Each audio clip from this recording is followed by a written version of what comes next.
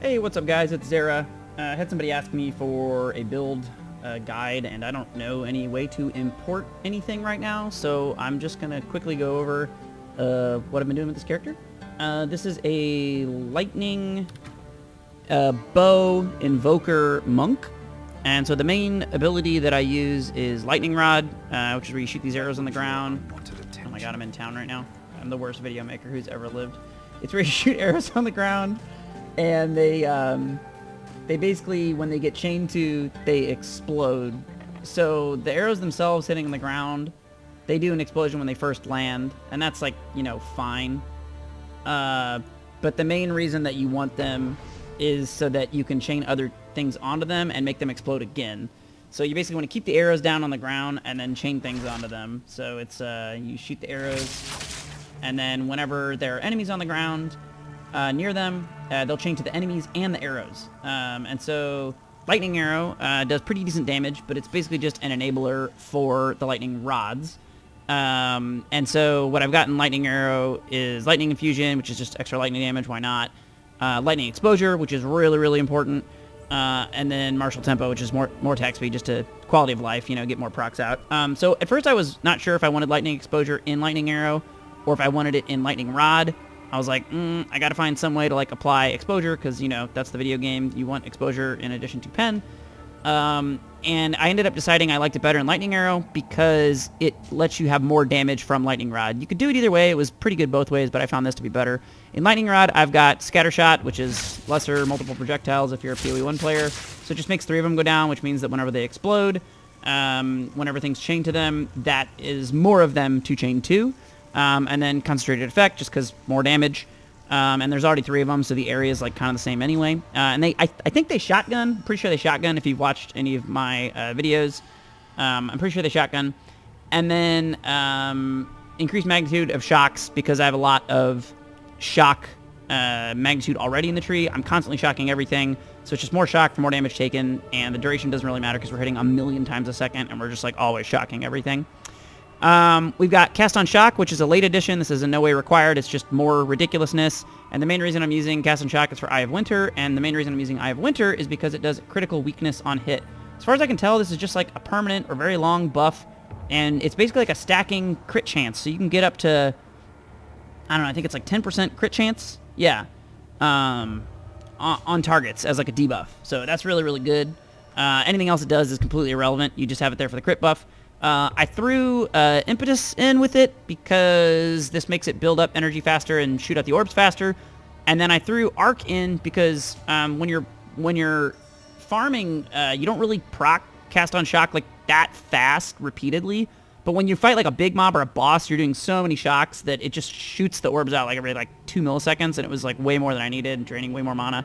So the Arc is there to slow it down and also have more things to chain into our lightning rods. Conductivity, because it's a curse that you know, make them take less lightning resist, which is good. Reduced delay, increased effect, kind of whatever.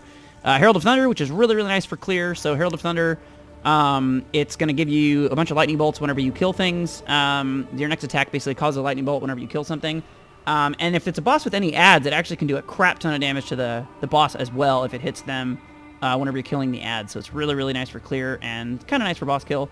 I attach this buff to it because I didn't know where else to put it. Gives you extra lightning damage for 3 seconds after it kills something. So again, when ads come out, you get a little buff, which is nice.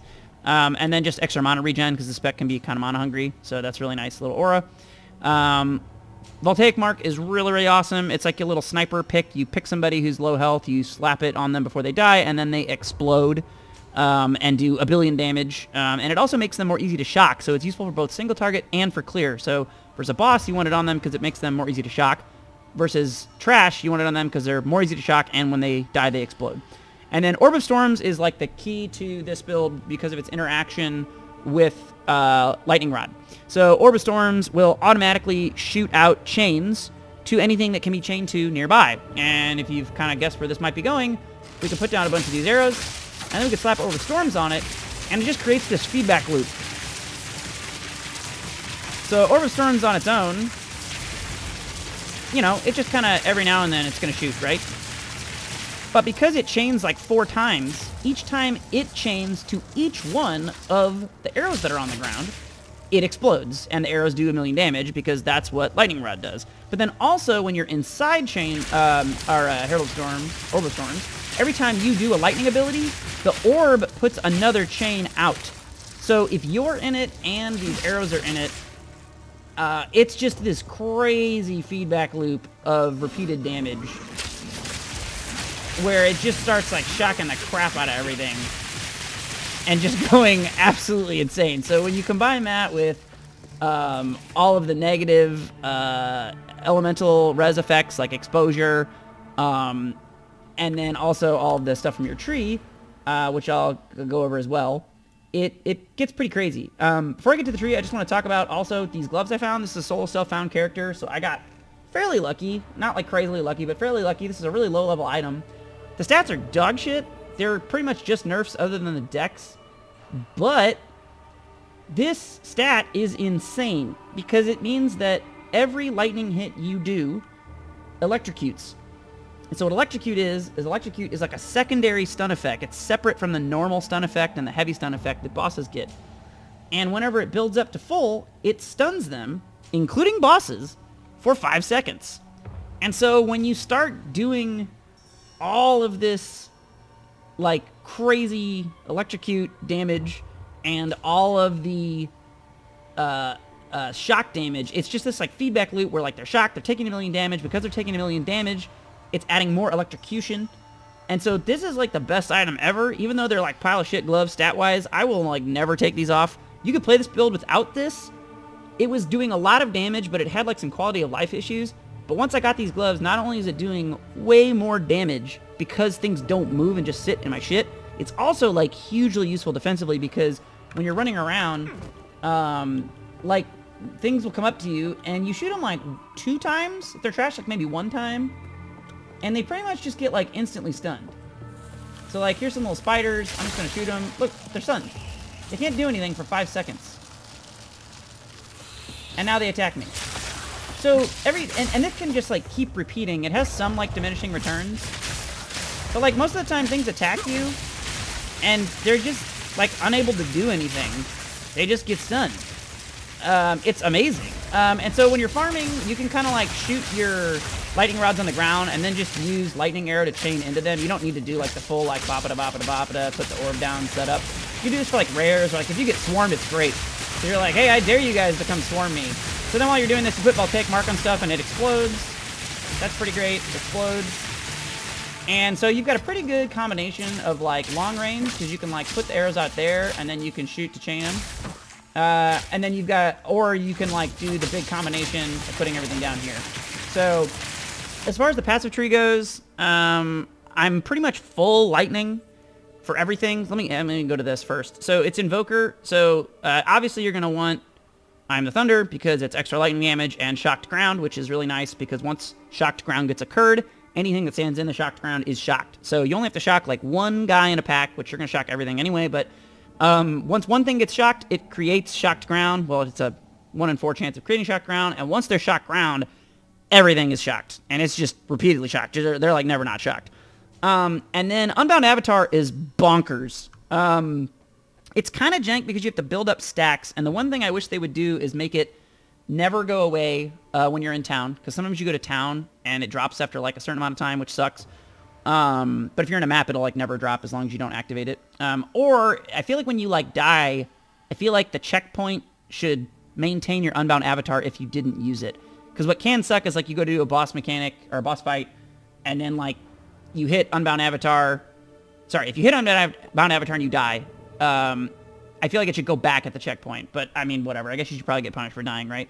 But anyway, it's this insane buff that just gives you like 1,000,000 damage, 1,000,000 ailment, which 1,000,000 damage and 1,000,000 ailment means 1,000,000 more electrocute, which means 1,000,000 more stun. And it's just this like crazy feedback loop. So you activate this. You can activate it a couple times when you run through a map. I usually just save it because honestly, I do so much damage already that I really only need it for like the big bosses. And it's crazy. I might eventually go the meta skills, gain more energy for more procs, but I think I probably won't. I'm not positive on this. It feels like that might be overkill because I feel like I honestly proc. I get like full crit weakness already for my orb, so I might not do this. This seems like an obvious next place to go, But I also already have so much pen in my tree. Like, I guess I could refund a lot of it and get more defense. So I might do that. We unfortunately can't take this because it's melee only. So I was really looking forward to doing Elemental Expression. But, you know, it's okay. It's melee only. So maybe this, but I'll have to take a lot of pen out of my tree. You'll see that later. And then probably this, because Spirit, this frees up a lot of Spirit from other slots just by getting it basically for free. And then maybe if I don't go the crit, I'll just take this and be tankier. That could be a thing too. I'm not really sure. So I don't really know what I'm going to do with my next 2 and 4 points. But so far this build's going really well. So anyway, attack speed, attack damage, chance of shock, crit, crit. Chance of shock, or sorry, magnitude of shock, and then mono regen, which is really important. Gotta have mono regen. Crit. Lots of int, because we need that for some of our skills. LE damage. LE damage if you shocked, which we always have. Int. This node's crazy, because you get a 100% extra chance to chain. And then this is just extra attack speed with lightning skills, which is nice. And then this is chance of shock, and then a lot of chance of shock, basically. Pen. Stupid shitty jewel. Crit. I'll eventually get this crit, but until recently I haven't been critting enough to warrant crit damage. Crit damage nodes are actually giga ass until you get a lot of crit. So when you have low damage, crit chance is phenomenal. And then as your damage starts to get higher, eventually when you get enough crit chance, crit damage can be good. I took these 2 crit damage nodes just because I was int starved, and it was like right here. And I was like, well, why not? I might do something with power charges, and there's like a monk buff that you get later that gives you crit chance per power charge. So if I do that, I will get frenzy charges from the ranger combat frenzy build, and I will convert them to power. I haven't tested that because I can't use it yet. I'm not high enough. Chance of shock, attack speed, and then this one's really nice. It's increased critical chance against things that are shocked, and then a crap ton of magnitude for your shocks. Pen. Might take this magnitude eventually. And then I'm working my way down to this crazy crit cluster here with crit chance, which is right next to this increased electrocute buildup and increased damage taken from electrocuted mobs.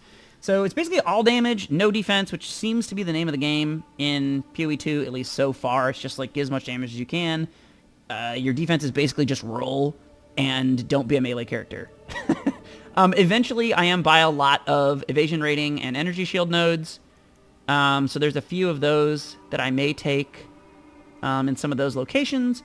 But at least so far, stun with electrocute is a great defense. And here's my gear. This bow is pretty freaking crazy. It's probably the worst base type I could have gotten, but it got some really crazy rolls. I just X-alt spammed it, and I was like, well, that's pretty good. I think your best base is going to be the one that gives you the Warden Bow for extra chains.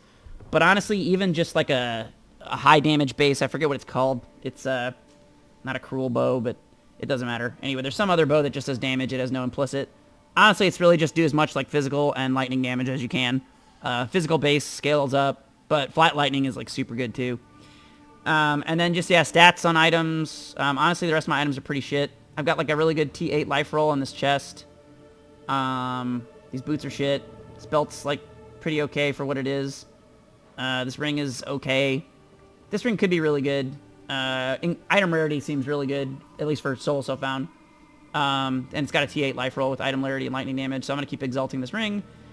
This neck is shit, but it's the only neck I've found with Spirit on it.